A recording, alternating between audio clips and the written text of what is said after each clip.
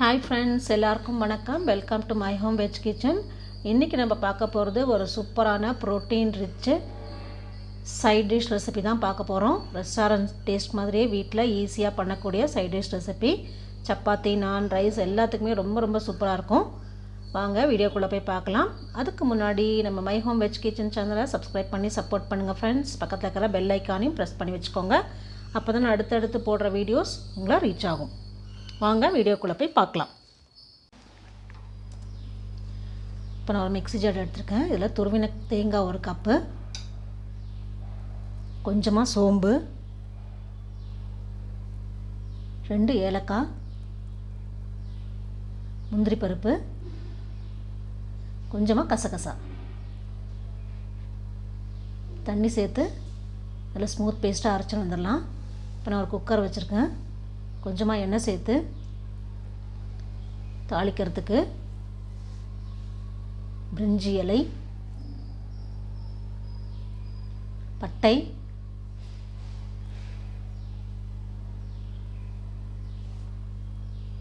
லவங்கம்,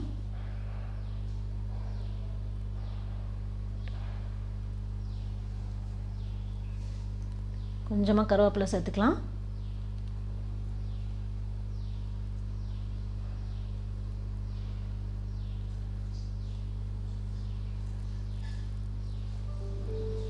கட் பண்ண வெங்காயம்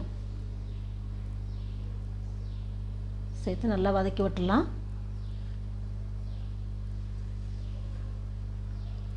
இஞ்சி பூண்டு பேஸ்ட்டு, இதுவும் வெங்காயத்தோடு நல்லா வதக்கிக்கலாம் பச்சை வாசனை போக வரைக்கும். தக்காளி, இது மாதிரி பெருசு பெருசாக கட் பண்ண தக்காளி ஒரு தக்காளி சேர்த்துட்டுருக்கேன்.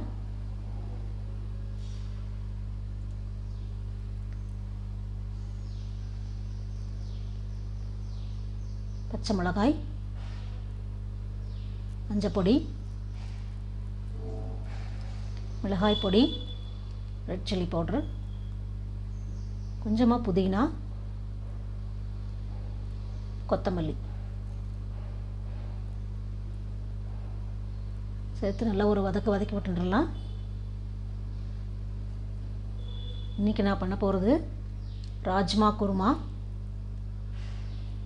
இப்போ நம்ம அரைச்சின்னு வந்த பேஸ்ட்டு சேர்த்துக்கலாம். மிக்சியில் கொஞ்சம் தண்ணி விட்டு இதையும் சேர்த்துக்கலாம். இப்போ நல்லா மிக்ஸ் பண்ணி விட்டுட்டு ராஜ்மா நான் ஒரு 8 மணி நேரம் ஊற வச்சுருக்கேன். ப்ரோட்டீன் ரிச்சு ராஜ்மா குருமா தான் நம்ம இன்றைக்கி பண்ண போகிறோம். ஒரு 8 மணி நேரம் ஊற வச்ச ராஜ்மாவை நான் இதோட சேர்த்துக்கிறேன்.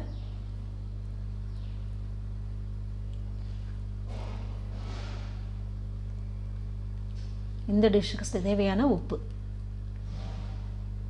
ரொம்ப ரொம்ப வித்தியாசமாக இருக்குங்க. நம்ம பன்னீர் குருமா, பட்டாணி குருமா பார்த்துருப்போம், எல்லாத்துலேயும் குருமா பார்த்துருப்போம். குருமானாலே ரொம்ப நல்லாயிருக்கும். இந்த வாசனையே நல்லா மாதிரி நல்ல டெலிஷியஸ், அந்த ஒரு வாசனையே நல்லாயிருக்கும். அதை நம்ம இன்றைக்கி ராஜ்மாவில் பண்ண போகிறோம். இப்போ நான் ஒரு 7லேருந்து 8 விசில் கண்டிப்பாக இருக்கணும். இப்போ நான் குக்கரை திறந்துட்டேன். நல்லா ராஜ்மா நல்லா வெந்திருக்கு. குருமா நல்ல சூப்பரான வாசனை வருது. கொஞ்சம் கெட்டியாக இருக்கிறதுனால கொஞ்சமாக தண்ணி சேர்த்துக்கலாம்.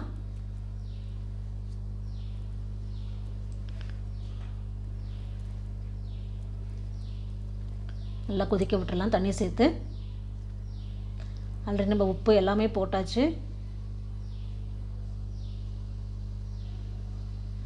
ராஜ்மா கண்டிப்பாக ஒரு 8 மணி நேரமாவது ஊற வைக்கணும். ஊறினா தான் நல்லா வேகும். அருமையான ராஜ்மா குருமா ரெடி. சர்வ் பண்ணி காட்டிடலாம். இன்றைக்கி நான் சப்பாத்தியோடு தான் சர்வ் பண்ணுறேன். உங்களுக்கு ரொம்ப ரொம்ப பிடிக்கும்னு நினைக்கிறேன் ஃப்ரெண்ட்ஸ். இந்த ரெசிபி ட்ரை பண்ணி பாருங்கள். பார்த்துட்டு உங்கள் கமெண்ட்ஸை போஸ்ட் பண்ணுங்கள், லைக் பண்ணுங்கள், ஷேர் பண்ணுங்கள்.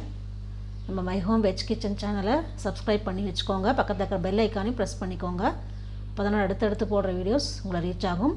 அடுத்து ஒரு இன்ட்ரெஸ்டிங்கான ரெசிபியில் பார்க்கலாம். Thank you friends.